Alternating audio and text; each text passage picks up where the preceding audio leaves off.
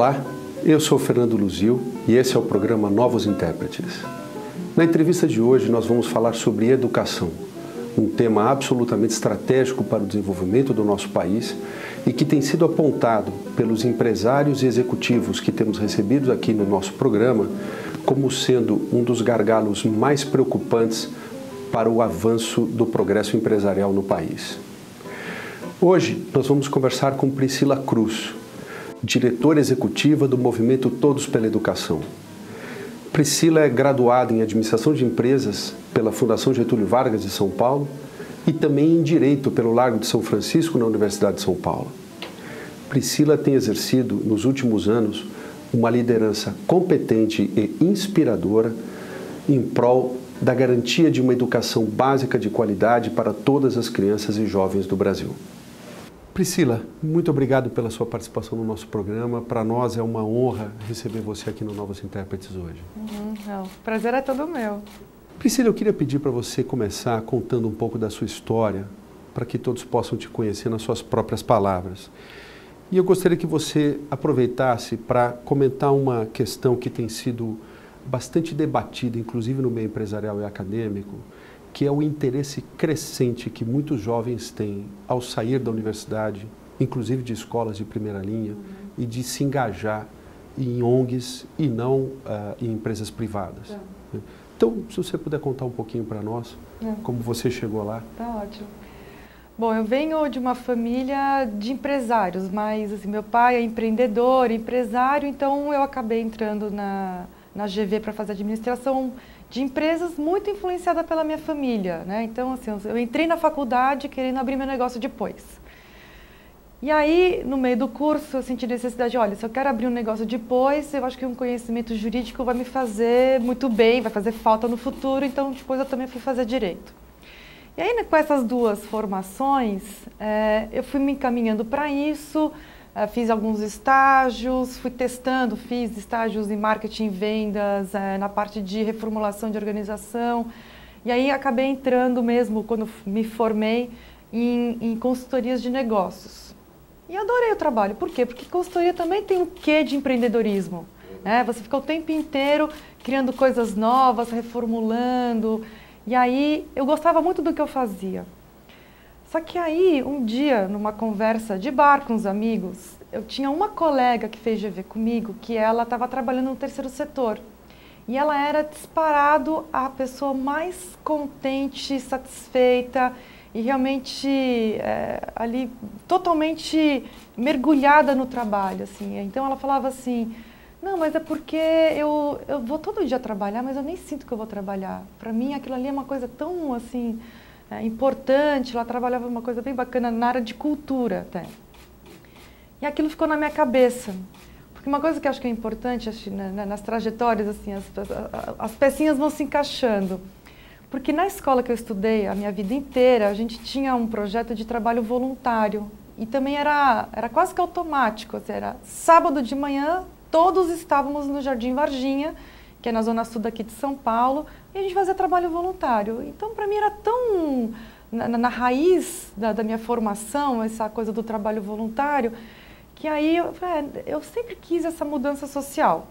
Eu sempre tive essa ideia de ser um agente de mudança, de dar condições melhores para as pessoas. A gente, obviamente, quando a gente é mais jovem, a gente é mais socialista, né? Então, isso fica até mais forte, que eu acho que é super importante isso, a gente ter essa consciência social mesmo. Então, o fato de eu ter tido essa experiência na escola, com os meus colegas, naquela formação mais tenra mesmo, e depois de ver essa minha colega, que era uma aluna excepcional da GV, era uma super aluna e estava muito feliz trabalhando na área de cultura, eu falei, puxa, isso aqui é uma possibilidade, acho que eu posso pensar nisso, mas eu não estava insatisfeita com o meu trabalho anterior. E aí surgiu uma oportunidade, foi em 2001, né, porque na época da faculdade, quando eu estava cursando, diferente de hoje, não tinha essa história de terceiro setor. O terceiro setor era uma coisa totalmente distante, não existia isso. Tinha sim, fazer trabalho voluntário, fazer um trabalho social, arrecadar agasalho, distribuir sopa, né, no centro, mas não tinha assim como profissão. Então aquilo ali me despertou. Mas aí surgiu, em 2001, o Ano Internacional do Voluntário, que é um ano da ONU, né? A ONU tem esses anos temáticos, né? Todos os anos. E aí foi o ano do voluntário.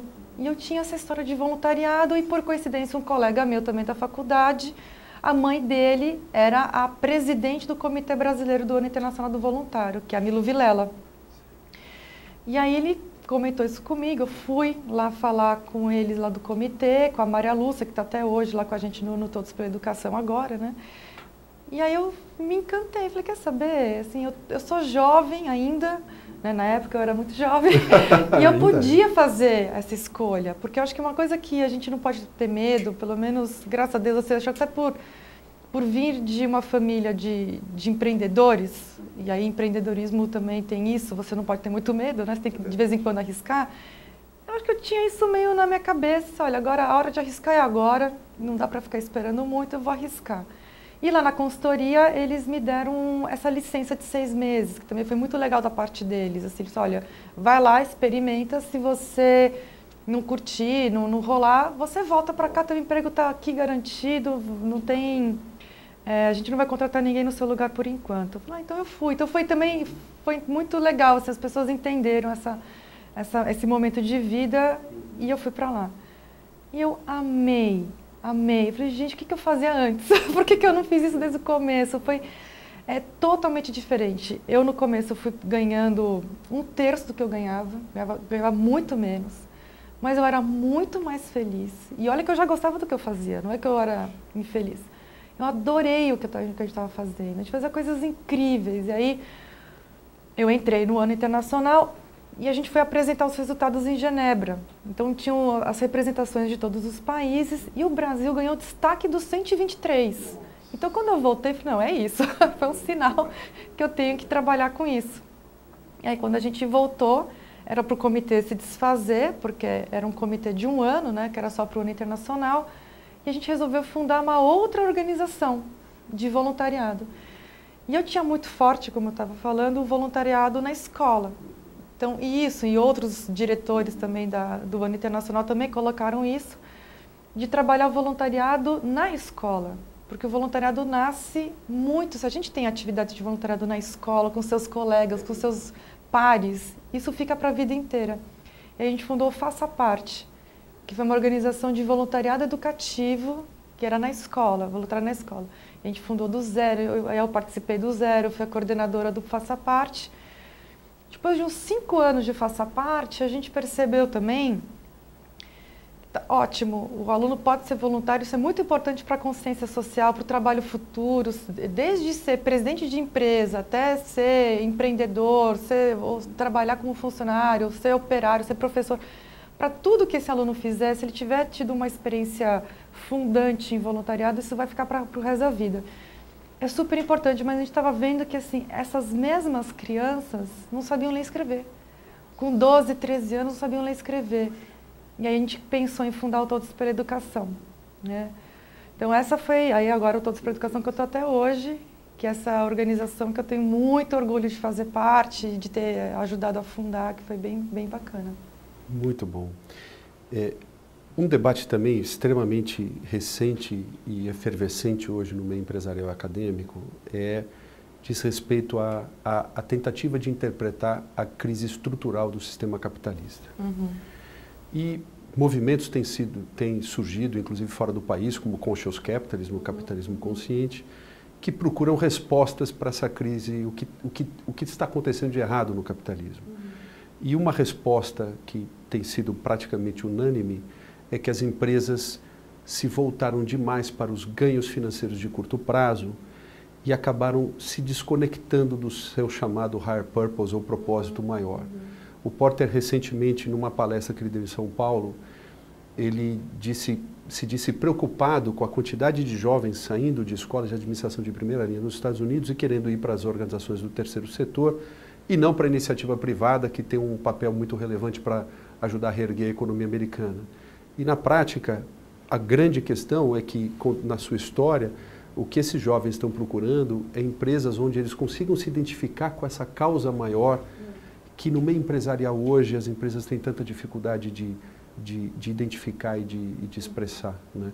Você contando a história daquela sua amiga que contou que, puxa, para ela o trabalho era uma fonte de prazer e de realização muito grande, que te inspirou também. É isso que hoje a gente tem também visto muitos jovens sentindo falta de se identificar com um propósito maior em grandes empresas. A gente lá no Todos pela Educação, a gente recebe muitos coletivos de jovens. Tem uma coisa interessante, uma movimentação interessante, vai bem nessa linha, que é do setor 2,5.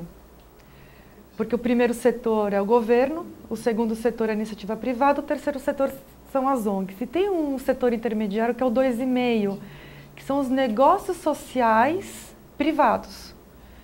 Que eles não são ONGs, eles não são OCIP, juridicamente não são ONGs, não são movimentos, eles podem ter lucro, inclusive, porque são registrados formalmente, juridicamente, como empresas, mas com propósito social. Então, claro que tem negócios desde aqueles que visam o lucro, mesmo ajudando o público. Então, por exemplo, a gente tem muitas startups, projetos de tecnologia de educação, para a educação, que é para ajudar o aluno a aprender mais, ou para fazer avaliação, ou para ajudar os alunos em projetos, ajudar os professores, formação de professores. Isso está se alastrando no Brasil. O Brasil tem sido uma referência mundial nisso, tem uma efervescência de jovens fazendo esse tipo de projeto para a educação, e aí tem vários modelos. Tem desde aqueles que, olha, eu vou ajudar, mas eu vou ganhar dinheiro, e quanto mais dinheiro, melhor, que é legítimo. E também tem aqueles, olha, a gente não quer ter o lucro vai ser reinvestido na própria empresa e a gente vai se remunerar para o nosso trabalho, a gente não quer, além da remuneração do trabalho, ainda ter um lucro. Então tem vários modelos. Essa é uma saída interessante para quem tem essa veia empreendedora, para quem não quer sair totalmente do setor privado, porque também acho que é importante colocar, sabe, Fernando? O terceiro setor, eu sou super realizada por trabalhar no Todos pela Educação. Acredito, como essa minha amiga também, eu vou todo dia trabalhar sem pensar que eu estou indo trabalhar. Uma coisa, eu sei que é um privilégio, eu dou muito valor para esse privilégio que eu tenho, assim, que eu sei que é para poucos. Adoro o que eu faço, mas é um mercado difícil. Também acho que é importante colocar isso, assim. As possibilidades, obviamente, são muito menores do que na iniciativa privada.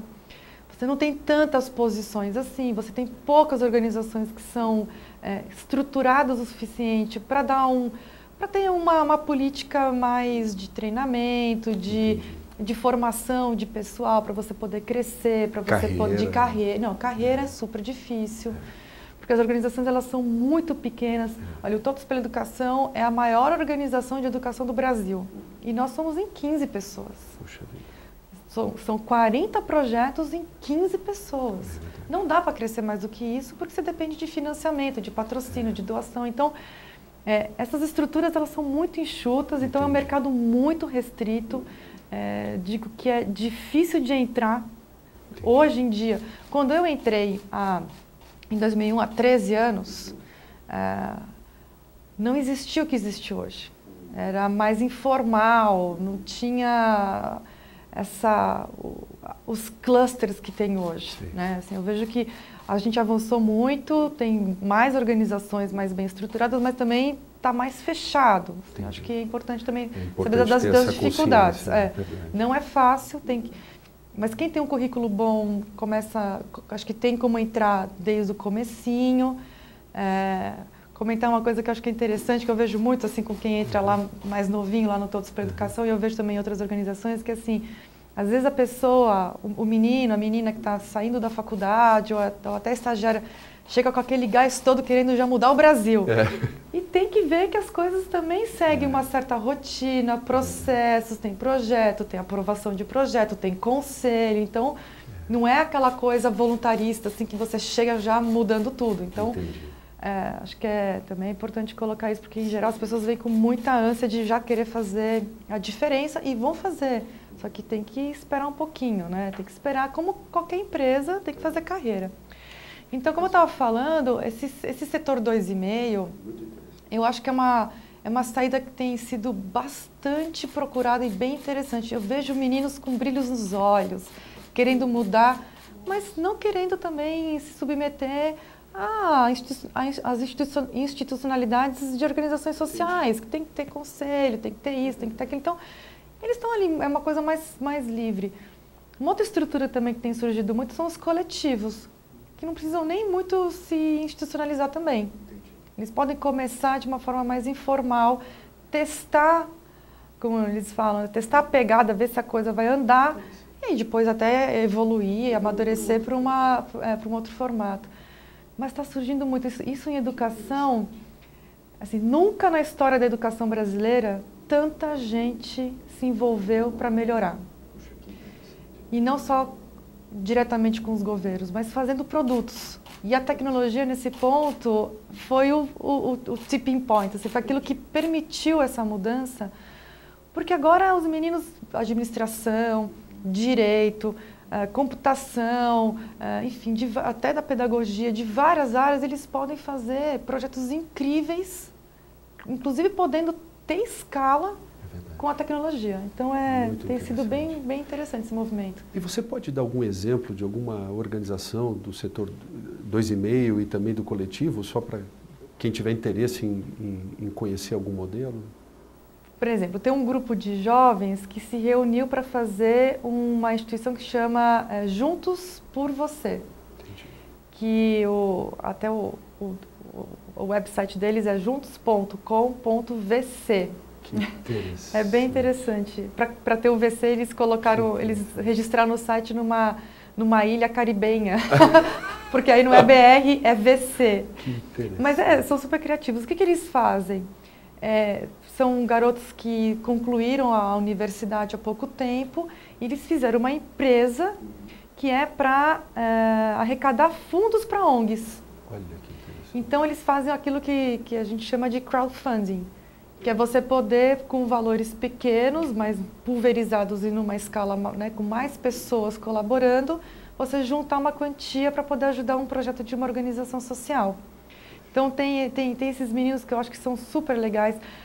Na área de tecnologia, tem uns meninos que saíram do ITA, que fizeram um site que chama Quadrado Mágico, que é incrível e que agora começou mais informalmente, agora já é uma empresa e que tem feito coisas muito bacanas para a educação, ajudando professores, na formação de professores, com conteúdos também, bem bacana. Tem uma outra que é de um empreendedor, um brasileiro, que ele era do mercado financeiro aqui no Brasil, foi fazer um mestrado em educação em Stanford, voltou e fundou o Geek. O Geek hoje, ele tem milhões de jovens fazendo simulados para o Enem, e isso tem ajudado muito. Eles orientam, inclusive, conteúdos, eles direcionam conteúdos para esses alunos poderem melhorar a sua nota no Enem. Tem um que eu adoro, que é o Descomplica, que eles fazem, essa história é muito bacana, é de um professor de física, de um cursinho, que é o Marco Fisbein, e ele era um professor excelente de física num cursinho lá no Rio de Janeiro. E aí um dia ele pensou assim, olha, as minhas aulas são tão boas, eu demorei tanto para conseguir fazer essa aula, ficar redondinha, e todos os alunos aprendem, é tão legal. Mas por que só o aluno que tem dinheiro para pagar esse cursinho pode ter essa minha aula? Por que eu não filmo essa minha aula e põe na internet? E aí, com essa ideia, ele começou a pedir para os outros colegas também a filmarem as aulas, isso se tornou uma empresa. Hoje ele tem milhares de aulas filmadas e grande parte dos alunos, uma grande parte de alunos que prestam o Enem, que fazem o Enem, assistem às aulas em vídeo. Porque hoje, se você quer ter uma aula maravilhosa de biologia sobre célula, você encontra no Descomplica. Então, é legal porque você vai ampliando as bordas, né, as fronteiras da própria escola. E aí um menino que está lá no interior do Maranhão, que não tem uma escola de qualidade, mas se ele tiver um acesso à internet hoje ele pode ter as melhores aulas do Brasil.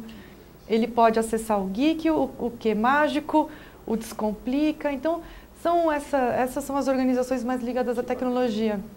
E tem outras surgindo, tem uma de Belo Horizonte que eu fiquei sabendo na semana passada, que eu achei incrível, que eles fazem tutorias, eles juntam alunos com alunos.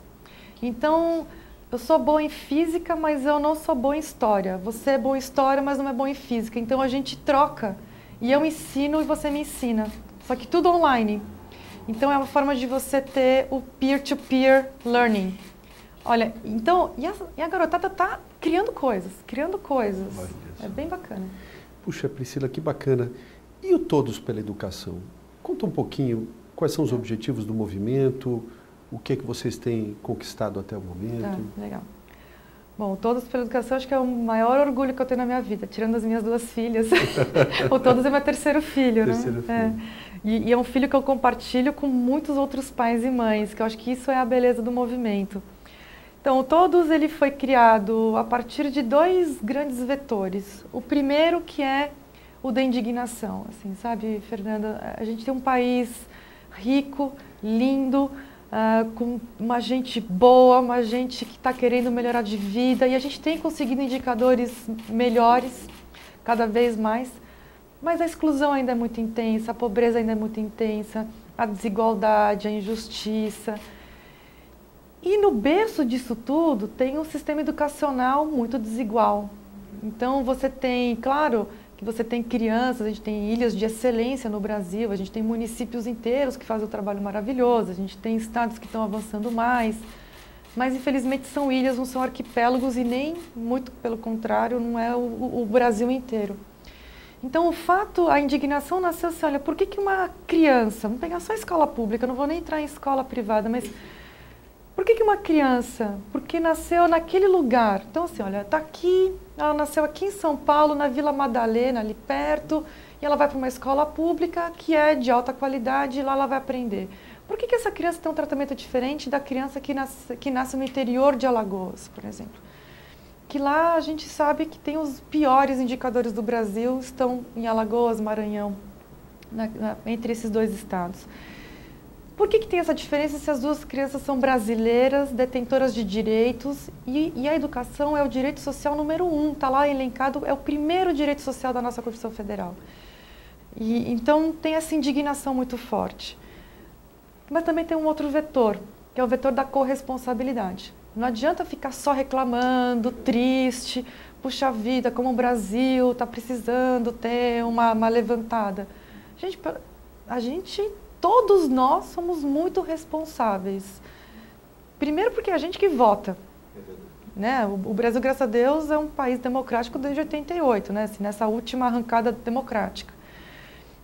E a gente também tem lá, tem um artigo que eu gosto muito da Constituição Federal, aí a minha formação jurídica, eu adoro as leis também, essa coisa meio legalista, mas tem um artigo que eu gosto muito que é o 205, que ele fala o seguinte: a educação é um dever do Estado e da família com a colaboração da sociedade.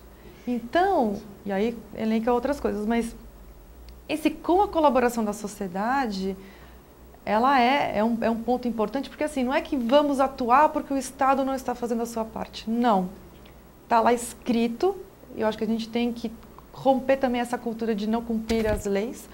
O Brasil tem uma das constituições federais mais avançadas do mundo, mas a gente também não cumpre, né? Então não adianta nada ter lá no papel tudo lindo e não cumprir. Então, já que tem ali, desde assim, a Constituição Federal é a estrutura principal do nosso país, né? O nosso país está descrito, o país que a gente quer construir está lá descrito em grandes linhas na Constituição Federal. E lá na Constituição a gente está dizendo justamente isso, com a colaboração da sociedade. Então, nós temos a obrigação de fazer a nossa parte também. Então, tem esse vetor da corresponsabilidade que o Todos também foi criado nesses 2 pilares. E a gente vem de experiências do Ano Internacional do Voluntário, do Faça Parte, e aí outras pessoas começaram a transitar em torno dessa ideia de fazer um movimento pela educação, também motivados por esses 2 vetores. E muitas dessas pessoas têm essa característica mais pragmática, graças a Deus, porque eu acho que na educação falta esse pragmatismo, né? E acho que o Todos ele colabora muito nessa cultura de, olha, metas, propósitos, políticas que a gente precisa implementar, né? Muito da gestão também. Então, a primeira premissa é: vamos fazer um movimento, construir um movimento que tenha metas. E por incrível que pareça, hoje a gente está muito mais acostumado a falar de metas de educação, né? Porque tem metas do IDEB e tudo mais. Mas em 2005, quando a gente começou a gestar a ideia, era quase que criminoso você falar de metas para educação. Era uma coisa assim que não encaixava. Educação e metas não encaixava. E o Todos teve a coragem de falar, não, nós precisamos ter metas claras. E a gente fez um processo que eu acho que foi muito inteligente, muito acertado, que foi primeiro ouvir e construir juntos, que é mais difícil. A gente podia ter feito um comitêzinho ali e ter feito as bases do movimento. Mas a gente fez 70 entrevistas.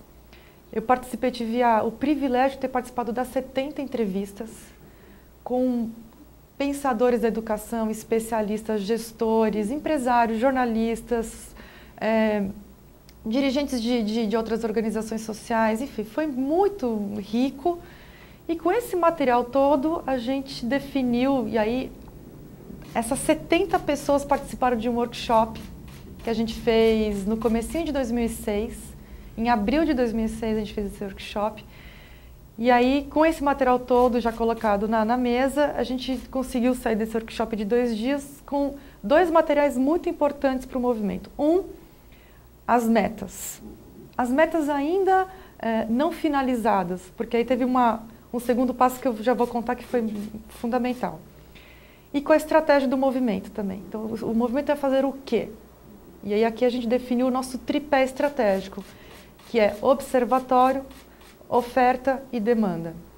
Também vou explicar isso aqui daqui a pouco. Então aqui na parte das metas, depois que as ideias gerais das metas, as metas não finalizadas, né, saíram do workshop, a gente constituiu um comitê técnico. E aí a gente chamou, que aí que também vem assim essa coisa da robustez, da gente ter uma pegada científica, não é o achismo, não é porque eu acho que é interessante isso, porque na educação é que nem futebol, né? Todo mundo tem opinião. Então, não dá, a gente tem um acúmulo de pesquisas, a gente tem gente que já conseguiu construir evidências. Então, o Todos para a Educação ele é muito baseado em evidências. Então, a gente constituiu esse comitê técnico, que vem até hoje. Tem o Ricardo Paes de Barros, Marcelo Neri, que hoje é ministro, Chico Soares, que é o presidente do INEP hoje, né? Então, o Rubem Klein, Nilma Fontanive, Maria Helena Guimarães Castro, enfim. Gente, primeiro time da educação com perfis diferentes, né? Assim, uns mais economistas, outros mais gestores, mas todos muito com essa pegada técnica. E aí, com esse material do workshop, o comitê técnico definiu as metas, inclusive os indicadores, a gente redigiu uma nota técnica para cada meta. Então, cada meta tem uma nota técnica, tem o porquê que a curva é desse jeito, porquê que a projeção da meta é desse jeito. Então, tem um cuidado técnico muito grande. E aqui na parte da estratégia, a gente definiu então o tripé observatório, oferta e demanda. Então, o que é observatório, oferta e demanda? Né? Para explicar, porque para a gente é super na cabeça, mas é importante explicar. Observatório é o seguinte: precisamos criar no Brasil uma cultura de transparência e de observação dos resultados. Em 2005, quando a gente começou o Todos para a Educação, as pessoas não acompanhavam a educação. Os indicadores não estavam nos jornais. Você não tinha um acompanhamento pela sociedade, pelas famílias, e dizer o seguinte: olha, a educação está ruim, está boa, o Maranhão está pior do que o Paraná. A gente não tinha muito essa ideia. A gente sabia porque, muito mais pela pujança econômica, porque tem muito reflexo, né, a parte da educação e pelo desenvolvimento social da região. Mas a gente não tinha esse acompanhamento da educação antes. Então, a gente fez o Observatório da Educação.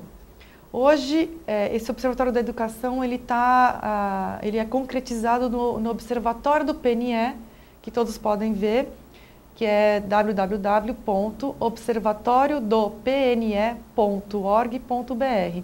O PNE é Plano Nacional de Educação, porque depois todas essas metas, tudo isso aqui virou o Plano Nacional de Educação que acabou de ser aprovado. Então, a gente construiu o observatório agora já na estrutura do PNE, que é o plano do Estado, né? A sociedade tem que apoiar o plano do Brasil e não o próprio plano, né? Então, hoje, quem quiser saber de dados, está tudo lá. Mas isso a gente já em 2005 já fez, né? A gente já tinha o nosso Observatório da Educação, que acabou avançando, amadurecendo e chegando agora no Observatório do PNE. Que é isso? Ninguém, você que é um gestor, uma pessoa de negócio, sabe, é impossível fazer a gestão de qualquer coisa sem ter um bom diagnóstico. É o primeiro ponto. Então é isso, gente, olha, nós vamos fazer um diagnóstico da educação, só que o tempo inteiro, para todos os estados, para todos os municípios. Hoje, logo depois, teve o Prova Brasil, então dava para fazer também, hoje também dá para fazer por escola. Então, não tem desculpa, o diagnóstico está aí. Não tem, mas não, está aí, o observatório está aí. Então, esse era o primeiro pilar. O segundo é demanda, que é o seguinte, a demanda por educação de qualidade por todos os brasileiros, para todos os brasileiros. Porque uma coisa que diferencia muito o Brasil, por exemplo, com os países asiáticos, que você conhece bastante a cultura deles, é que lá a população demanda educação de qualidade. Não tem essa conversa de que porque tem vaga na escola está tudo certo, entendeu? Que é uma coisa que está mudando no Brasil, mas que ainda é muito forte, porque os pais não puderam ir para a escola, hoje os seus filhos estão na escola e eles acham que isso já é a maior maravilha do mundo, que Deus olhou para mim e meu filho... Graças a Deus, graças ao prefeito, graças ao governador, graças ao presidente da República, está na escola. E não é um direito do seu filho estar na escola. Mas não qualquer escola, uma escola de qualidade em que ele esteja alfabetizado, aprendendo todos os anos e conclua o ensino médio. É esse o direito que a gente tem que demandar. E a oferta é a oferta da política pública, que o Todos pela Educação, desde o começo, também se posicionou. Isso foi tema de muito debate. Mas eu acho que a gente acertou muito em escolher, em estar ao lado do governo, apoiando o governo. Claro que a gente critica, que a gente tem uma voz crítica, muitas vezes a gente incomoda, muitas vezes. A gente cobra, a gente é chato, a gente pega no pé, mas a gente constrói junto também. Porque não existe isso de falar, olha, eu estou aqui te exigindo e se vire porque você é o cara que foi eleito ou você é o cara que foi nomeado para ser o secretário, então se vire. Isso não existe. Somos todos parte do mesmo bolo. Então, tem que atuar junto, em parceria, cada macaco no seu galho, né? Então, assim, cada um no seu espaço, fazendo aquilo que tem que ser feito, que é o seu mandato. Perfeito. Não é um invadir o mandato do outro, mas é colaborar. Então, é a oferta da educação. Assim, como que a gente atua para melhorar a oferta. Então, vou só citar 3 exemplos de cada uma dessas pernas do tripé. Então, do observatório eu já citei aqui, e o observatório, ele também, a gente também inclui nessas atividades de observatório, porque para chegar com os dados prontinhos para o público, seja pela internet, seja em publicações, a gente tem o Anuário da Educação Básica, que é uma publicação que hoje está na mesa de todos os gestores, todo mundo que quer trabalhar com educação, que é uma publicação que é o resumo dos principais dados brasileiros sobre educação em geral, né, em vários temas. É uma grande referência, mas também tem site e tem outros veículos para a gente divulgar esse diagnóstico da educação. Por trás disso aqui, tem um trabalho imenso de levantamento de dados, de data mining quase, sabe, de ficar pegando aqui, porque tem várias bases de dados. Tem pesquisas que a gente precisa desenvolver, às vezes o próprio Todos pela Educação, às vezes em parceria, às vezes é um parceiro que faz, a gente incorpora. Então, por exemplo, avaliação cruzando as informações de educação em Bolsa Família, que isso tudo você tem que ir fazendo. Por que o jovem está evadindo mais o ensino médio? Por que a evasão está aumentando? Por que a educação melhorou depois que passou a ser 9 anos? Então, os porquês são muito importantes para o diagnóstico. Não basta só dar o dado, eu tenho que dizer o porquê. Faz parte do diagnóstico, você sabe bem disso, né? Não adianta só dizer a interpretação do dado. Então, assim, se a curva está subindo ou está descendo, a gente precisa dizer o porquê. Então, aí tem um esforço de pesquisa muito grande. O segundo pilar, que é o da demanda, aí são todos os nossos projetos de comunicação. O Brasil, logicamente, eu não posso atribuir isso apenas ao Todos pela Educação, mas a gente sabe que tem uma colaboração significativa nesse processo. Os brasileiros, em 2006, a educação era a 7ª prioridade dos brasileiros. Hoje é a 2ª. porque a educação entrou na pauta. Hoje está nos jornais, muitos jornais, os principais jornais brasileiros, eles têm espaços, eles têm jornalistas especializados em educação, muito porque a gente tem esses dados todos, então tem material para o jornalista trabalhar. A gente faz muitos levantamentos para os jornalistas para poder melhorar essa cobertura o tempo inteiro e sempre deixar a educação na pauta. A gente faz formação de jornalistas, então a gente faz por temas. Então, se vai sair o resultado do Enem, uma semana antes a gente reúne jornalistas e faz uma formação sobre o Enem. Assim, o jovem que está assistindo sabe que o Enem é meio confuso de entender, porque a nota não é de 0 a 10, né? Então ela varia, as pontas, e tem aí o porquê que o ranking não faz sentido, né? Porque o ranking não faz o menor sentido no Enem. O ranking, em verdade, tem pouco sentido em muitas coisas da educação, mas no Enem a gente tem essa mania de fazer rankings, por que o ranking não faz sentido? Enfim, a gente qualifica a cobertura jornalística sobre educação, a gente ajuda a fazer especiais, e aí rádio, TV, jornal, todas as mídias, internet, né, os portais, hoje os portais são super atuantes nisso. O nosso projeto mais antigo é um projeto que chama No Ar, Todos pela Educação, que é um projeto com 3.500 rádios no Brasil inteiro, que a gente faz pacotes de informação, de spots, de serviço, e distribui para essas 3.500 rádios todos os meses. Então tem esse trabalho mais com a imprensa e tem um outro trabalho em comunicação, que é a comunicação de massa, que é fazer campanhas de televisão. Tem uma campanha que eu adoro, que a gente fez tem uns 2 anos, que é Um Bom Professor, Um Bom Começo. Porque o bom professor é o começo de todas as coisas boas que a gente tem na vida. Então, é de valorização do professor, mas não qualquer professor, o bom professor. Essa campanha eu gosto muito. E a gente agora vai entrar com a campanha das 5 atitudes também, que depois acho que eu vou comentar sobre as 5 metas, 5 bandeiras, 5 atitudes também. Então, a comunicação é a nossa estratégia para levantar a demanda. Entendi. Né? Qualificar a demanda por educação de qualidade. E, por fim, a parte da oferta, em que a gente ajuda o poder público ou provoca o poder público e faz com que as coisas andem na política pública, que é o nosso trabalho de advocacy.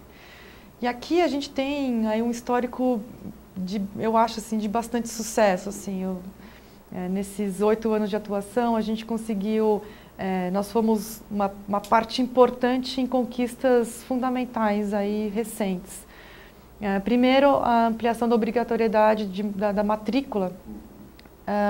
A gente, antes, que essa lei ela só vai começar a vigorar plenamente em 2016, mas hoje o obrigatório é de 6 a 14 anos. A partir de 2016, porque a lei ela é de 2009, então ela teve um período de transição e para os gestores poderem se preparar para poder cumprir a lei, então, mas a partir de 2016, toda criança e jovem de 4 a 17 anos tem que estar na escola. Então passou a ser obrigatório. Uma outra também é o PNAE, que é o Pacto Nacional pela Alfabetização na Idade Certa, que é um projeto que hoje está em todos os municípios, né? É do Ministério da Educação, que está formando um exército de professores alfabetizadores no Brasil inteiro para que eles garantam a alfabetização das crianças até, no máximo, 8 anos de idade, que é a nossa meta 2. O PNAE foi uma experiência muito interessante e ela tem uma trajetória também bacana que foi... O Brasil não tinha nenhuma informação, né? Por isso que é essa nossa pegada da evidência. Não tinha política de alfabetização, porque também a gente não sabia como estava a alfabetização das crianças no período que elas tinham que estar alfabetizadas, né? Que é até 8 anos de idade. E aí a gente fez uma pesquisa, a gente fez uma prova, que é a prova ABC, com a SESGRAN Rio, com o Instituto Paulo Montenegro, com vários parceiros.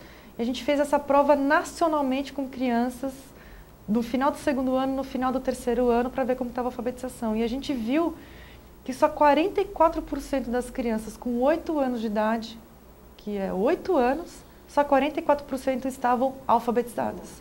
Então, mais da metade estavam fora do seu direito. E essa outra metade que não está alfabetizada é aquela que não vai aprender nos anos seguintes, é aquela que vai concluir, se concluir o ensino médio, vai concluir sem aprender aquilo que tem direito, é uma fortíssima candidata a repetência e evasão, enfim. Então a gente precisa fechar a torneira do analfabetismo ali, né, no início. Então a gente fez essa prova e isso acendeu a luz vermelha no Ministério da Educação e eles lançaram o PNAE, hoje está super bem, o PNAE está fazendo um bom trabalho. E agora, mais recentemente, o Plano Nacional de Educação, que o Todos pela Educação teve uma atuação muito forte durante alguns anos. O Plano Nacional ficou quase 4 anos tramitando no Congresso, a gente teve uma presença muito forte. E as 5 metas do movimento estão lá, as 5 bandeiras do movimento estão lá. Então, assim, é um plano que hoje atende a essa demanda da sociedade. E hoje é muito interessante, Fernando, porque, assim, como estava falando, né, em 2005 era um pecado falar em educação e metas, né? E aí hoje a gente vê papo corrente, brigando por metas e metas cada vez mais ambiciosas. Então, isso mudou bastante. Quer dizer, teve várias outras, né? Mas teve uma que também acho que é interessante, que foi bem do começo do Todos, que foi quando a gente lançou as 5 metas com o próprio movimento, o governo federal lançou o IDEB, que é uma conjugação da meta 3 e 4 do Todos pela Educação. E para fazer o IDEB, eles tiveram que fazer uma prova que é nacional, que é a Prova Brasil, que é em todas as escolas brasileiras. Então, a gente hoje tem informação de todas as escolas. Então, tem várias políticas estruturantes importantíssimas que hoje já estão na rua, né? Mudanças legais. A gente agora está trabalhando na Lei de Responsabilidade Educacional, a gente está trabalhando na Lei de Reformulação do Ensino Médio, que são outras bandeiras da gente. Mas tem essas iniciativas todas de advocacy, de ajudar a oferta. Então, essa é a estratégia do movimento. Muito bom. Todos os empresários com os quais a gente conversa, inclusive aqui no Novos Intérpretes, eles são unânimes em afirmar que um dos gargalos mais preocupantes para o desenvolvimento da força de trabalho e, portanto, do avanço do desenvolvimento organizacional no país está atrelado às grandes limitações, restrições e aos equívocos do modelo de educação no Brasil. Por que a gente tem uma educação tão limitada, com esses resultados tão preocupantes e, ao mesmo tempo, o que faz algumas ilhas de excelência, como você mencionou, acontecerem no Brasil em alguns municípios? Se você puder, inclusive, até dar algum exemplo. Tá bom. Bom, a educação chegou no ponto que está, e olha que a gente avançou. Assim, claro, quando a gente fecha o Zoom, parece que está tudo estagnado. Quando você abre, você vê... Então, se você pega um gráfico desde 1950, que em termos históricos é ontem, né, na história de um país, a educação avançou muito. Avançou muito. Só que, obviamente, como a gente partiu de um país que ficou séculos de total descaso com a educação, mesmo esse avanço, então, assim, eu falei de 1950, mas nos últimos 20 anos melhorou ainda mais. Mas a gente tinha um déficit tão alto, que a gente ainda está num patamar muito baixo. Ainda estamos num patamar que, além de baixo, ele é inadmissível. Inadmissível, claro que tem impactos nas empresas, na sociedade, mas quando a gente pensa na Maria, no João e no Pedro, é a vida inteira deles dependente dessa situação que a gente está hoje. Então, tem aí uma primeira explicação que é dos nossos antepassados, que a gente tem que agora resolver na nossa geração, que é esse total descaso com a educação. Aqui tem uma boa notícia que, acho que pela primeira vez na história brasileira, além da educação agora ser a segunda prioridade, ela só perde de saúde, o que está ótimo, porque acho que tem que estar vivo para poder estudar. Então, essa duplinha está maravilhosa, assim, do jeito que está. Então, ela é uma prioridade dos brasileiros, está no discurso hoje dos empresários, está no discurso da sociedade, tem gente trabalhando pela educação no setor privado, no setor 2,5, no terceiro setor, em todos os lados, os gestores também, tem muitos gestores comprometidos. Então, a gente tem uma efervescência agora que dá esperança de que a coisa vai melhorar ainda mais. E de uma forma mais acelerada, que eu acho que é o que a gente precisa. A gente precisa de saltos agora. Se a gente continuar com essa velocidade, a gente só vai ter 70% dos alunos aprendendo em 2050. Que eu acho que a gente não pode permitir um negócio desse. Então, a gente tem que criar uma aceleração na curva. Não adianta só continuar crescendo. Acho que o trabalho é acelerar a curva. Então, tem esse fator histórico. O segundo é uma demanda que está crescendo, mas que ainda não é pela qualidade. Então, assim, educação é prioridade, mas aí acho que é importante uma autocrítica. Mesmo os empresários, eles não cobram qualidade das escolas públicas do entorno de onde eles estão. Então, assim, na hora de falar com o prefeito, então, um empresário tem uma empresa, uma fábrica, uma indústria, um serviço, um supermercado numa cidade. Tem pautas com o prefeito, com o governador, o tempo inteiro tem essa interligação entre o público e o privado, que pode ser muito positiva se a educação estiver também na pauta desse empresário. Então, olha, tá bom, vamos fazer o seguinte, a educação, eu já tenho aqui o diagnóstico, eu entrei lá no Observatório do Todos para a Educação, tenho aqui o diagnóstico, essas escolas do entorno aqui estão muito ruins, a gente precisa fazer alguma coisa e eu estou aqui me oferecendo para ajudar também. Sabe? Olha, eu acho que essa postura de corresponsabilidade é importante. Não adianta, porque esse salto não vai se dar sem a nossa participação. Então, acho que tem aí, além da demanda, tem que ser uma demanda qualificada também no sentido de participar e de apoiar. Então, tem isso. E aí tem várias explicações, né? Estou resumindo. Tem um terceiro ponto também, que é a não excelência. Aí tem uma coisa até cultural do Brasil que é assim, a gente adora debater educação, a gente adora fazer os planos, existe essa efervescência toda, mas aí na hora que a política sai do gabinete, ou sai da mesa do investidor, ou de uma ONG, na hora que ela vai descer, sobra pouco quando chega na sala de aula. Assim, a gente vai se perdendo. Claro que tem uma estrutura complicada, grande, engessada, tem redes, assim, você pega aqui no estado de São Paulo, são redes gigantescas, 6.500 escolas estaduais em São Paulo. É muito complicado você chegar na ponta, mas é essa excelência de implementação que falta. Assim, falta coragem de fazer as mudanças, e aí você tem as mudanças que são...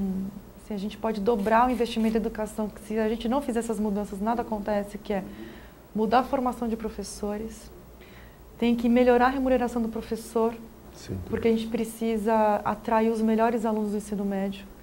Todos os países que estão bem em educação fazem isso. Todos conseguem atrair os melhores alunos, porque é o ciclo positivo que a gente quer fazer. Os melhores ensinam os próximos. Quem que a gente está conseguindo atrair para a carreira docente? Não é os melhores alunos. Isso eu te falo. Então, quem está indo fazer pedagogia? Não são os melhores alunos. Então, a gente tem que aí também melhorar a atratividade, a formação e a carreira docente. Essa tríade aqui a gente precisa resolver. Agora tem que ter muita coragem para fazer isso, porque você vai mexer em interesses colocados, você vai ter que abrir espaço no orçamento para pagamento de professor, você vai ter que discutir a questão dos aposentados. É verdade. Porque eu quero melhorar o salário para atrair os novos, não os que já não estão mais na ativa. Essa aí é uma discussão muito impopular, muito complicada, difícil de ser negociada com sindicatos. Agora, precisa ser feita. Porque não vai dar para a gente ampliar a remuneração para os da ativa e para os que estão aposentados. Então, é esse tipo de equação. Precisa ter uma base nacional comum, que é esse currículo que vai orientar o que os alunos aprendem cada ano. Enfim, tem uma série de políticas que precisam de coragem de implementação, porque, em geral, a gente tem na educação várias organizações que são contra essas mudanças. Porque tem esse apego, não quer mudar, porque teme perder privilégios, direitos, enfim. Então precisa ter coragem e boa implementação, né? Essa duplinha aí precisa funcionar sempre junto, e a gente tem visto sim que essa questão toda da gestão, ela é um ponto crítico na educação ainda. E isso é uma coisa que as empresas podem ajudar bastante. Mas não com a lógica, porque aí que eu acho que é também interessante, não com a lógica pegada da iniciativa privada. Não com aquela postura assim, olha, eu sou um gestor, porque olha o tamanho da minha empresa, olha como eu cresci nos últimos anos, olha como eu sou um empresário bem-sucedido, então eu vim aqui te ensinar a como gerir as escolas, a tua rede, etc. A lógica é totalmente diferente.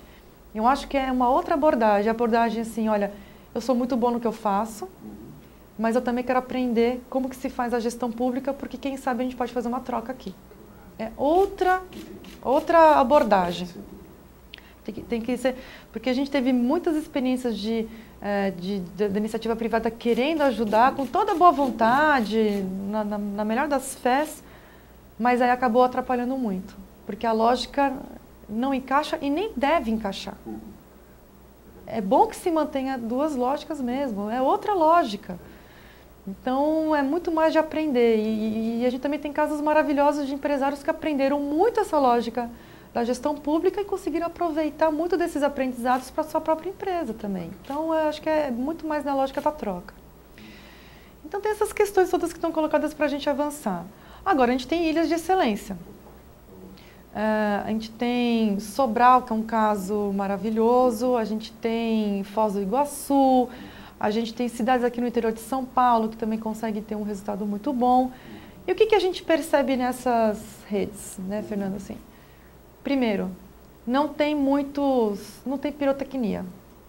Não tem projetos assim que você fala, olha, é que ele tem aquele projeto super diferenciado que sabe, que parece um disco voador que baixou na secretaria. Não tem isso, não tem pirotecnia.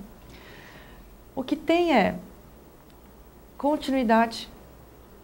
E a continuidade não significa você ter o mesmo partido ganhando o tempo inteiro, porque a democracia pressupõe alternância de poder, não é isso. Mas é continuidade porque mesmo com a troca do poder político naquela cidade, você tem a Secretaria de Educação blindada para as mudanças de motivação política. Então você tem assim, olha, aquilo que está funcionando continua seguindo, aquilo que não está funcionando, vamos reformular, mas vamos aprender a partir dos erros. E não simplesmente terra arrasada, destrói com tudo, porque como eles querem ter sempre a sua marca, então destrói tudo, começa do zero. Destrói tudo, começa do zero. Então, assim, imagina ciclos de 4 anos, começando e terminando a cada 4 anos. Não tem continuidade. Não tem como ter resultado. E tem muitos projetos que são de longo prazo mesmo. A maioria em educação tem que ser de longo prazo, porque é aquela história da excelência na implementação. Você vai errar, as coisas vão dar errado, tem muita coisa que não vai funcionar. Mas aí você vai avaliar, vai girar o PDCA, né? Vai lá, faz, avalia, refaz, depois faz de novo e vai apertando os parafusos, porque depois a coisa vai melhorando, vai amadurecendo, vai tomando outros rumos. Mas não é terra arrasada, não é que você termina com tudo e recomeça. Então tem que ter continuidade, essas ilhas de excelência têm muita continuidade. Depois tem que é uma consequência e até um reflexo da continuidade, que é essa excelência na implementação, a preocupação com os resultados, a preocupação, o foco no aluno, o foco não é as instituições, ficar bem com fulano, ciclano, beltrano, mas é realmente entregar uma educação de qualidade para os alunos. Então essa ideia de excelência na implementação e de ter uma equipe comprometida com isso, que a gente sabe que é tão difícil, isso é uma das coisas que muda muito do setor privado para o público, né? Porque os incentivos são outros, você tem uma carreira pública que é diferente, você tem isonomia, você tem estabilidade, então você tem amarras de gestão que você não tem na iniciativa privada. Na iniciativa privada você tem ferramentas que você pode usar, que na gestão pública não são as mesmas. Você tem outras ferramentas, mas são mais restritas. Você tem que... É muito mais um trabalho de sedução, de convencimento. Você precisa...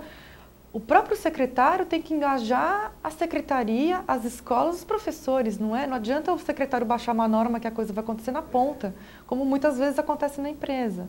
E hoje, cada vez mais, a gente tem visto que as empresas também passam por isso. Não adianta o gestor ter a ideia maravilhosa, passa lá um memorando, um e-mail para todo mundo que a coisa vai acontecer. Isso também, isso é mais intenso ainda na gestão pública. Então, o secretário, eu sempre falo que assim, os 5.600 e tantos secretários municipais que a gente tem no Brasil, eles precisam ser os melhores gestores do Brasil, do país. porque está na mão deles a educação e eles têm que ser excelentes gestores, inclusive gestores de pessoas. Promover engajamento, ele tem que ser uma liderança legítima, uma liderança que as pessoas ouvem, incorporam, etc. Então, nesses municípios a gente tem isso, assim, essa excelência na implementação. E no dia a dia, é fazer o feijão com arroz bem feito, né? Que é, olha, eu vou ter que ter focos, eu não posso querer fazer tudo, o orçamento é limitado, o meu tempo é limitado, nas escolas a gente não pode ficar pendurando um monte de coisa nas escolas que vai virar até uma árvore de Natal, escola, não, a gente tem que manter a escola no foco e ter esse trabalho de fazer bem feito o feijão com arroz. Se a gente fizer o básico bem feito, com essa base dá para fazer coisas incríveis, né? Então, acho que basicamente isso é interessante porque assim, não tem nada que você fala, puxa, não, quem fez isso investiu em alfabetização. Sim, mas isso é o básico, entendeu? Assim, é formação de professores, é você ter a equipe toda voltada para a aprendizado do aluno, são coisas muito básicas, mas assim, acho que o principal é não ter grandes pirotecnias, porque em geral as empresas também, nessa pegada de querer ajudar as redes, tem a sua ideia maravilhosa. Olha, eu tenho uma ideia maravilhosa que vai ajudar. E aí todo mundo para tudo para fazer aquela ideia da empresa, porque afinal de contas aquela empresa está gerando empregos, o prefeito não pode ficar mal com a empresa, então também tem as relações que a gente precisa cuidar, porque tem que manter o privado no privado, o público no público. Mas acaba querendo atender, isso pode atrapalhar muito. Então acho que a empresa tem que entender o que as escolas precisam para fazer bem feito aquilo que elas têm que entregar para os alunos. Depois de alguns anos, quem sabe pode ter coisas mais interessantes e tudo mais diversificadas. Sem dúvida, muito bom. Uma das coisas que mais tem me chamado a atenção em algumas conversas que eu tenho tido com você lá no Todos, diz respeito a algumas descobertas recentes sobre educação que têm mudado alguns paradigmas muito importantes. Por exemplo, me chamou muita atenção o quanto hoje se sabe do impacto que as habilidades socioemocionais têm no sucesso profissional de uma criança lá no futuro. Né? Coisa que antigamente achava-se que o QI, o potencial intelectual era o fator mais relevante lá na frente. Quais são os novos paradigmas ou as novas referências que, na sua opinião, deveriam nortear um aprimoramento do modelo de educação básica em qualquer escola, seja ela pública ou privada? Quer dizer, o que você acha que tem de novo que o educador tem de ter em mente? Bom, enfim, acho que tem dois conjuntos aqui de respostas.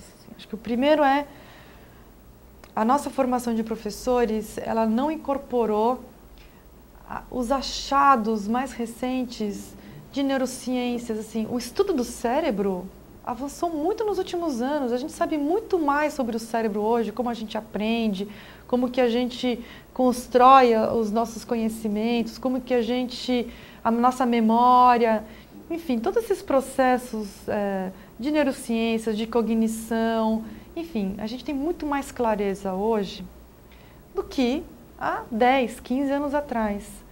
Só que, infelizmente, esses conhecimentos não entraram na formação do professor.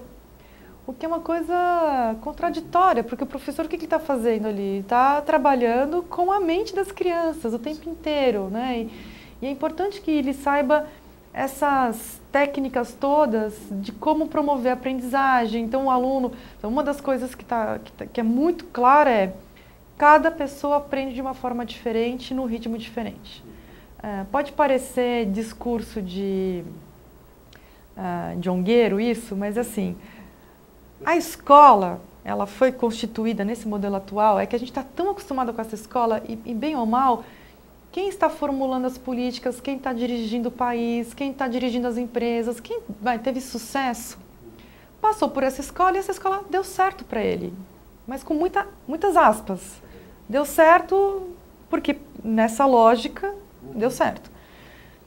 Mas essa escola, ela tem um modelo fabril, que é o seguinte, eu pego um lote de 20, 25, 30, 35 alunos, passo esse lote por um processo único e esse lote tem que sair do outro lado da fábrica, do processo, com um certo acúmulo de conhecimentos, né, que seria o valor agregado desse processo.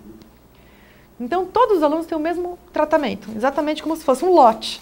Então, eu vou lá e dou o mesmo tratamento para aqueles alunos e depois eu espero deles um resultado. Só que não é razoável isso. É verdade. Se você pensa assim, olha, numa sala de 30 alunos, você tem 30 pessoas absolutamente diferentes. É verdade. Todo gestor de empresa, todo gestor de recursos humanos sabe que os estímulos precisam ser diferentes, a formação de um é para uma coisa, depois a formação de outro é para outra coisa, cada um vem com deficiências, defasagens, vocações, interesses, são tão diferentes que você tem que ter tratamentos diferentes. Então, uma das coisas que está super clara hoje, mas que é difícil também implementar, obviamente, porque o nosso costume, assim, a gente enraizou muito esse sistema de tratamento único para todos. Mas o que está muito claro é que você tem que tratar diferente os diferentes. Na educação isso é essencial. Então você tem que respeitar os tempos, porque eu posso ser muito rápida em aprender matemática, mas eu preciso de mais leitura na história. História eu preciso gastar mais tempo para aprender história do que eu preciso para matemática. Então, não adianta eu querer fazer tudo padrãozinho para tudo, porque o que vai acontecer é que história que eu preciso de mais tempo, eu vou ficar para trás. E matemática que eu sou muito rápida, aprendo rápido, eu fico desestimulada porque a classe inteira está aprendendo o que eu já aprendi. Então, para mim, não é desafiador. Eu podia estar muito lá na frente e eu não consigo porque eu preciso estar junto com a classe. Então, e a tecnologia pode ajudar muito nisso, porque o aluno pode ter os seus objetivos de aprendizagem, ele pode ir atrás e o professor tem que mudar o seu papel para um papel menos de ensinador, né? Daquele que vai lá para ensinar, mas daquele que vai mediar a aprendizagem dos alunos. É uma mudança radical e, obviamente, tem milhões de resistências, mas a gente vai ter que fazer isso, Fernando. Ou a gente faz isso, ou a gente só vai ter 70% em 2050 dos alunos aprendendo. Então, assim, a gente não quer isso. Então, uma das coisas que a gente precisa implementar rapidamente é a personalização da aprendizagem. Então, os itinerários são... Isso até é importante porque o aluno ganha mais autonomia, ele tem mais responsabilidade, porque agora, inclusive tem alunos que têm muita... O próprio aluno tem resistência para esse sistema porque é cômodo você esperar que o professor te ensine. Agora, se eu tenho que ir atrás da minha aprendizagem, eu preciso me mexer, eu preciso ir atrás.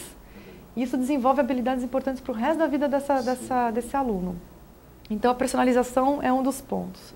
O outro ponto é esse que você está falando, das não cognitivas. Hoje, o Heckman, que é um ganhador de prêmio Nobel e tudo mais, ele conduziu um estudo mostrando que, para a aprendizagem de matemática, da linguagem, né, no caso foi inglês, né, que foi lá nos Estados Unidos, o aluno que é mais concentrado, que é mais responsável, que tem controle das emoções, consegue se controlar, né, não explode ou não se deprime facilmente, que é mais resiliente, que é mais focado, enfim. Esses atributos, essas habilidades não cognitivas, socioafetivas, socioemocionais, tem vários nomes, são preditores maiores do sucesso escolar e do sucesso futuro na vida do que o QI. Então, e aí vem um ponto que eu acho que é importante destacar e que tem muito a ver com a sociedade, tanto iniciativa privada, população em geral, famílias, que acho que é a maior parte das pessoas que assiste esse material. Essas habilidades socioemocionais, elas não são uma responsabilidade apenas da escola. Aí entra um papel importantíssimo das empresas, das famílias, da sociedade como um todo, né? E muito motivado, né, por isso, Todos pela Educação formulou as 5 atitudes, né? Identificou e definiu 5 atitudes, que são 5 atitudes para que todo mundo também faça a sua parte, né? Que são atitudes que elas tocam a política pública, mas que elas podem ser implementadas independentemente de ter uma política pública ou não. E acho que vale a pena comentar isso, porque isso foi um trabalho foi muito gratificante, muito legal que a gente fez lá no Todos para a Educação. Que é o seguinte, mais da metade do desempenho escolar de um aluno é devido ao seu background familiar. Então, para simplificar, vamos dizer o seguinte, então tem metade e metade. Metade é a escola, que tem que ser de qualidade, com as políticas todas que a gente estava falando lá atrás, que tem que ter excelência na implementação, tem que ter um currículo, tem que ter uma avaliação que funciona, tem que ter uma gestão de sala de aula, tem que ter um professor bem formado, remunerado, com uma atratividade para a carreira, etc. Isso tudo está mais na política pública. Mas metade do desempenho de um aluno brasileiro se deve ao background familiar. Então, isso explica, em grande parte, por que as escolas públicas têm resultados piores do que as escolas particulares. Isso não é senso comum, isso não é intuitivo, não é porque a escola particular é melhor. É porque a escola particular ela tem os alunos com background familiar mais alto, melhor, mais desenvolvido. Então, o número de palavras que uma criança fala aos 2 anos de idade tem um impacto enorme na aprendizagem futura dela. Essa criança que está indo para a escola particular tem livro em casa, o vocabulário falado em casa é mais rico, a criança está exposta a situações muito mais diversas, então ela está aprendendo o tempo inteiro, adquirindo um monte de coisa ali. Quando ela chegar na escola, avião, né? Vai embora. Aí, claro que você ouve assim, porque meu filho se alfabetizou com 5 anos de idade, por que a criança de escola pública... Claro que a gente quer que a criança de escola pública se alfabetize o mais cedo possível. Mas o background familiar dela, o trabalho da escola é diferente do trabalho de escola particular. A gente tem que ter essa humildade, sabe, de entender que, assim, gente, as realidades são diferentes. Não para justificar, porque a gente não quer que a criança aprenda menos, mas é para poder entender que o trabalho de escola pública tem que ser melhor do que o trabalho da escola particular. O valor agregado que a escola pública tem que colocar ali... Para compensar essa falta do background familiar. Para compensar, familiar. É maior. Então, o valor agregado tem que ser maior. É muito mais difícil. Eu conto uma história pessoal. Durante alguns anos eu fui professora voluntária de teatro, porque eu gosto muito de teatro, em abrigo. Um abrigo aqui em São Paulo, aqui na Zona Sul.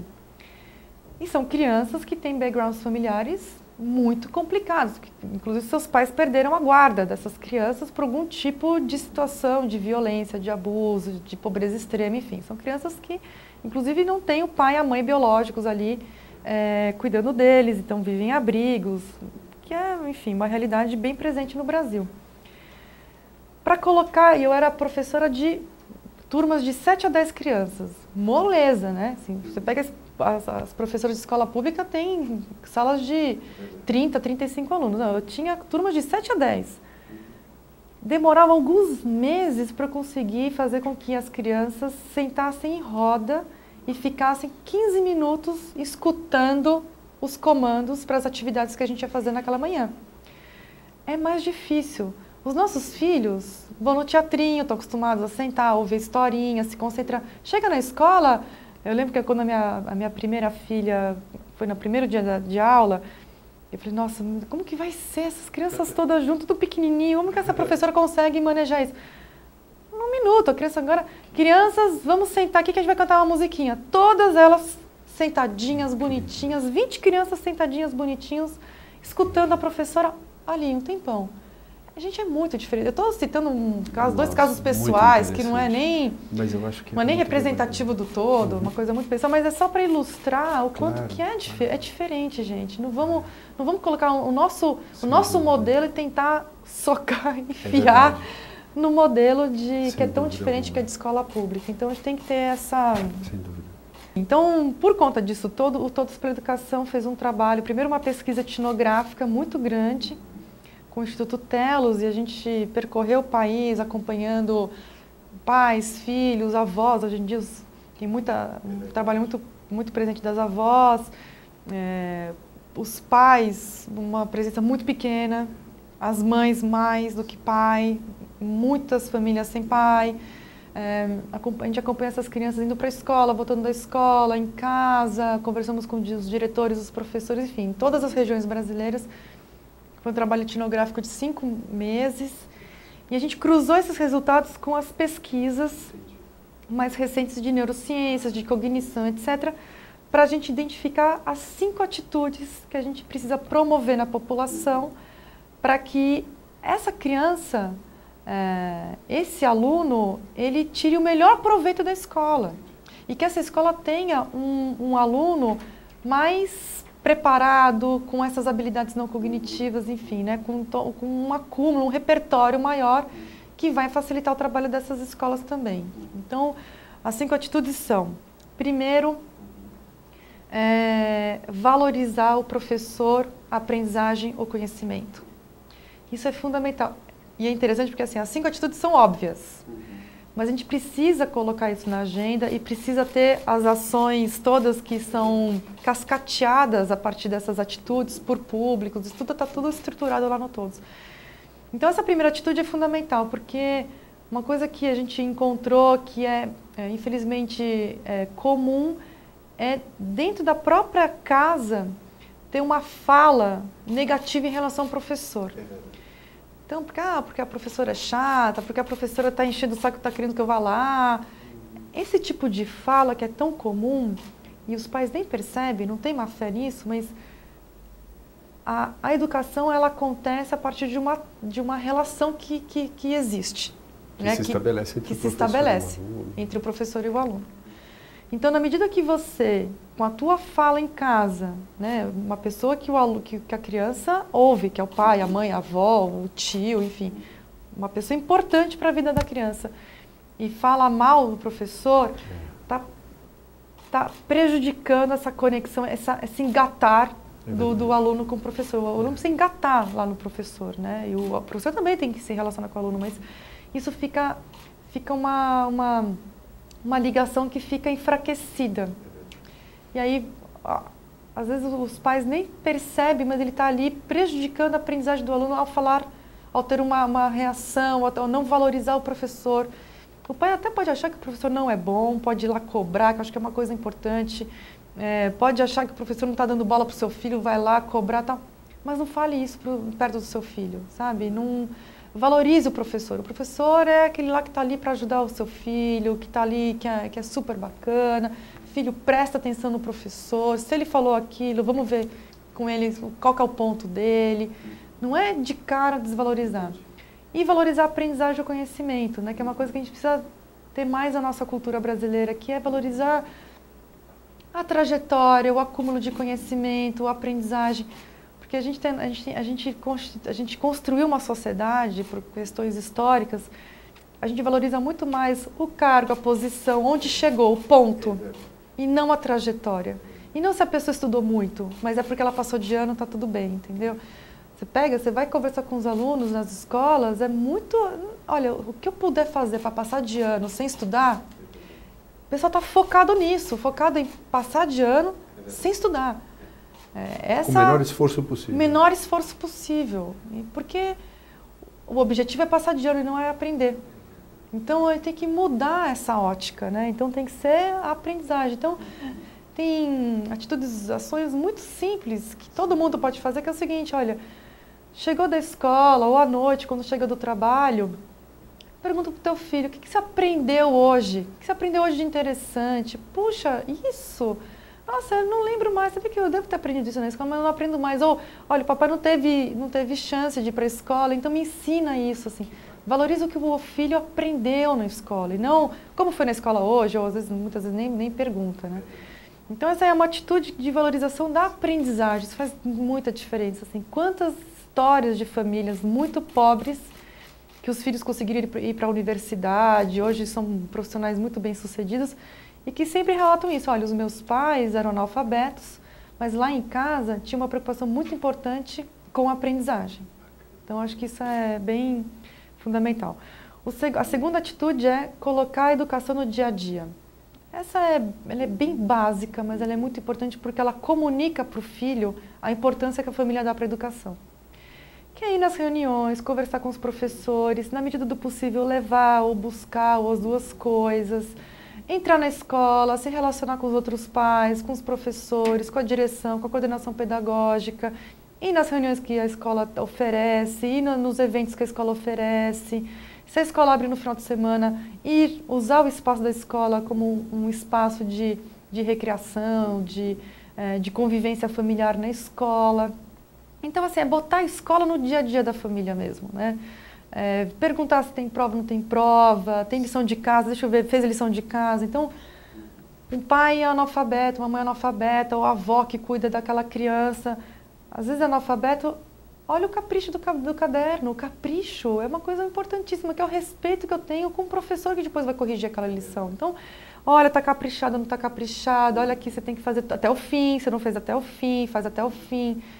Inclusive tem essa coisa de ir até o fim, da persistência e tudo mais, né? Então, não é, assim, tem que ver que, assim, tem muitos pais, e aí é um problema mais de pais de classe média ou da elite brasileira que senta do lado do filho e faz junto com o filho. Isso não é bom.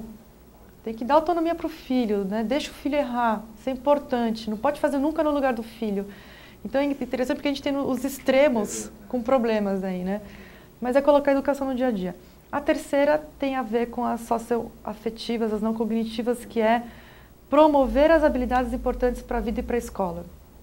Que são essas habilidades que a gente pode fazer muita coisa em casa, né? Ou como organizações sociais, ou como sociedade civil organizada, que é o seguinte, promover leitura, todas essas atividades que estimulam essas habilidades não cognitivas, a concentração, a responsabilidade, a autonomia, o controle emocional. Então, por exemplo, uma coisa que eu percebi no meu caso, assim, e que é uma atitude que, obviamente, que para o quinto inferior de renda, né, as famílias que estão no quinto inferior de renda é mais difícil, porque você tem um analfabetismo muito grande, elas vivem em condições de pobreza muito intensas, então é mais difícil. Por isso que a gente tem que ajudar essas famílias a desenvolver essas habilidades. Mas quando uma mãe, isso aí é mais comum na classe média, né? Quando uma mãe lê para o seu filho todo dia à noite, que é uma coisa que a gente faz até automaticamente, né? Assim, então, vamos ler um livrinho antes de dormir. Essa atitude, além de ser um ato de carinho, de atenção, que é tão importante para a criança, e também de estar desenvolvendo o vocabulário, que também é importante, ali você está treinando concentração, a escuta, a ouvir e a entender a escuta do outro. Então, que são habilidades que depois vão ajudar muito na escola, né? E até a criatividade, porque a criança tem de imaginar, ela tem de construir os cenários da história. Na cabeça, justamente. Então, nossa, tem tanta coisa acontecendo ali quando você lê para o seu filho à noite. Uma atitude tão simples. E é tão simples, né? E muitos de nós fazemos isso sem saber da importância total que isso tem, né? Acho que é importante a gente saber o quanto está acontecendo ali, até para valorizar mais aquele momento, né?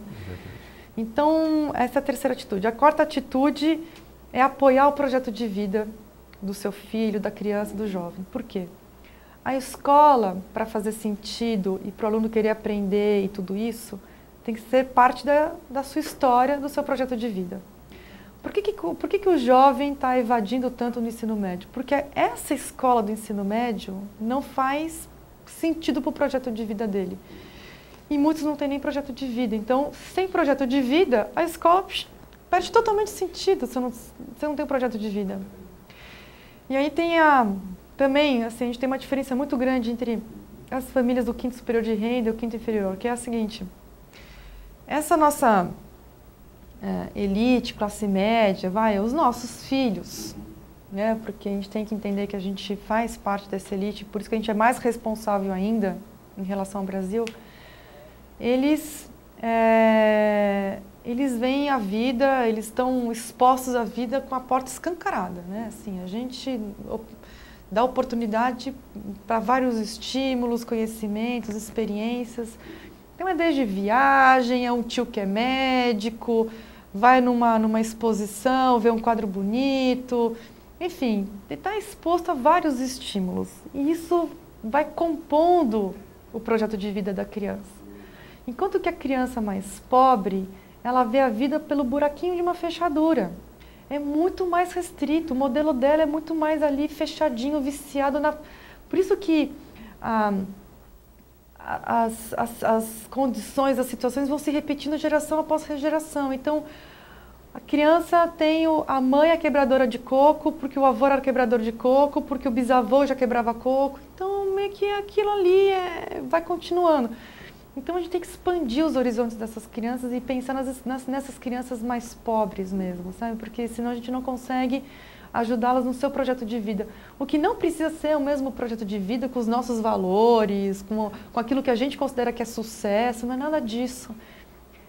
Se bobear, pode continuar a ser quebrador de coco, mas é um quebrador de coco porque escolheu ser quebrador de coco, porque é o seu projeto de vida, porque valoriza essa herança familiar, não tem problema nenhum nisso. Mas tem que ser uma opção, e não porque só existe isso para ser feito, entendeu? Então, acho que o projeto de vida é muito importante. E o projeto de vida tem muita relação com as expectativas que a gente tem. Que é uma outra coisa que acontece, infelizmente, de forma comum ainda nas famílias, que é o próprio pai, mãe, familiar dizer para o seu próprio filho, ou quando o filho está do lado, fala assim, não, mas é porque ele não é bom em matemática.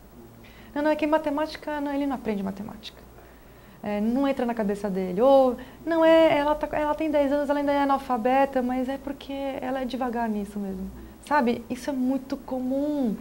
Os pais passarem isso para os seus filhos. Então, assim, não, ao contrário, altas expectativas. Não, ele é ótimo. É que ele ainda não pegou o jeito. Sabe? É ter expectativa de que o seu filho vai aprender muito a vida inteira. Então, a coisa da expectativa é importante. E, por fim, a quinta atitude está muito relacionada a todas as outras anteriores, que é ampliar o repertório esportivo e cultural da criança. Quanto mais cultura, prática esportiva essa criança está exposta, mais ela vai aprender português e matemática na escola, que também é uma descoberta mais recente, que é, assim, primeiro que a cultura, assim, a gente aprende, tudo que a gente aprende de novo é relacionando com alguma coisa que a gente já aprendeu. Você precisa conectar o novo com alguma coisa que já existe. Então, quanto mais coisas existirem de aprendizagem na sua cabeça, mais você consegue aprender. Então, essa exposição às manifestações culturais mais diversas vai criando conexões na cabeça da criança, no cérebro, que depois vão facilitar muito a aprendizagem. Fora toda a questão cultural, estrito sensu mesmo, porque é importante para a formação como cidadão, como pessoa, a cultura, importantíssimo. Mas até para aprender português e matemática, quanto mais você for exposto a essas manifestações culturais, mais você vai conseguir aprender depois na escola. E a prática esportiva também. Primeiro, tem uma correlação muito forte entre prática esportiva e matemática, porque principalmente a geometria. A geometria é a relação com o espaço e o físico é o teu lugar no espaço. Então, quanto mais eu tiver de experiência sensorial de espaço, mais eu consigo aprender essa área específica da matemática, então tem uma relação bem direta. Mas também porque o esporte, ele desenvolve essas habilidades que são aquelas não cognitivas, que é responsabilidade, persistência, treino, concentração, respeito às regras. Ninguém sai jogando futebol e inventando regras a cada jogo. Então, assim, tem a regra do jogo e vamos jogar o melhor que a gente pode com essas regras. Então, tem aí uma série de habilidades que são desenvolvidas no esporte. Então, essas são as 5 atitudes que são atitudes que são desdobradas em ações por públicos. A gente tem uma série de materiais para isso. E aí alguém quiser ler um pouco mais sobre as 5 atitudes, que caminho pode ser? Então, entra no nosso site, que é todospellaeducação.org.br, e lá tem vários materiais. A gente vai fazer um lançamento desse programa todo em agosto de 2014. Então, antes disso, vai ter um pouco menos de informação no site. Depois disso, vai ter muita coisa lá no site do Todos pela Educação. Muito bom. Priscila, para mim está sendo adorável te escutar e, sem dúvida alguma, eu passaria aqui muito mais tempo te ouvindo. Estou preocupado com o seu tempo, inclusive. Então, eu queria caminhar para o final da nossa conversa, pedindo para você pensar e compartilhar conosco o seguinte. Imagina que você fosse escrever uma carta para deixar uma mensagem para suas filhas, que por sinal são maravilhosas, né?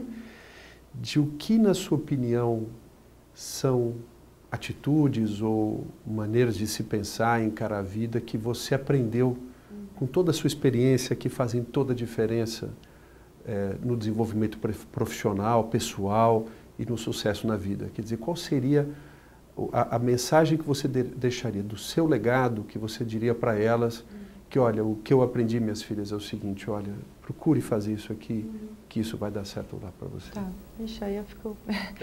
quando a gente fala dos nossos filhos, olha, acho que tem aí duas coisas que eu gostaria de deixar como legado para elas, né? Assim, acho que o primeiro é ser sempre muito curioso, querer aprender sempre e de mergulhar nas aprendizagens, porque, assim, inclusive aproveitar o período de escola, depois da universidade, para fazer alguns mergulhos, porque eu acho que a gente às vezes aprende aquilo lá que está sendo dado, mas a gente não mergulha. Assim, acho que poder descobrir o que gosta muito, e aquilo que gosta muito, ler muito, querer aprender muito, ir atrás, ser sempre... Porque a criança nasce curiosa, nasce querendo aprender e depois isso vai se perdendo. Então, acho que o que eu puder fazer para elas sempre serem crianças, depois adolescentes, jovens, adultos, curiosos e que vão atrás daquilo que interessa muito e muito a fundo. Assim, a gente não precisa ir a fundo em tudo, mas acho que a gente tem que eleger alguns interesses que às vezes são mais imediatos, outros não. Então pode ser desde gastronomia, de querer entender tudo sobre gastronomia, ou querer saber, ou querer ser muito bom em física quântica, sabe? Assim, entender quais são os conhecimentos que encantam e ser um leitor voraz, um aprendiz voraz disso tudo. Assim, acho que esse é um legado que eu gostaria de deixar para elas, assim, de ir bem atrás daquilo que gosta e tudo mais. E o segundo é o seguinte, assim, acho que quanto mais generoso a gente é com a vida, com os outros e no nosso meio, mais também a vida nos retribui. Então, é claro, fazer aquilo que gosta, nem sempre aquilo que a gente gosta de fazer e o ambiente que a gente vai trabalhar no futuro permite tanto, mas não precisa trabalhar em organização social que nem a mãe, não precisa... Porque, enfim, eu posso ter uma filha que quer ser engenheira, advogada, ou, sei lá, qualquer coisa, ou chefe de cozinha, fotógrafa, não sei. Ela tem que gostar do que vai fazer, mas eu acho que essa postura generosa, sabe? De ser generosa com a vida. Uma coisa que eu gosto muito é a palavra obrigada, sabe? Assim, sempre agradecer a tudo, a todos, e ser uma pessoa generosa que também consegue receber dos outros e devolver, que eu acho que essa é uma atitude que para a vida inteira ajuda muito, né? Você ser sempre aberta, ser generosa e também ser aberta à generosidade dos outros. Acho que é isso. Puxa, Priscila, muito obrigado. Eu que agradeço. Olha, foi para mim maravilhoso o programa Novos Intérpretes, quando nós criamos há um ano e pouco atrás. O objetivo era justamente esse, a gente no dia a dia, a gente tem a oportunidade, o privilégio de beber do conhecimento de pessoas tão especiais como você, e o que a gente queria era poder, de alguma maneira, contribuir para a disseminação desse pensamento, desse legado. Eu te agradeço muito. Imagina, o prazer foi totalmente meu. Poxa, muito obrigado. Obrigada. Mesmo. Bom, muito obrigado aos nossos ouvintes e até a nossa próxima entrevista.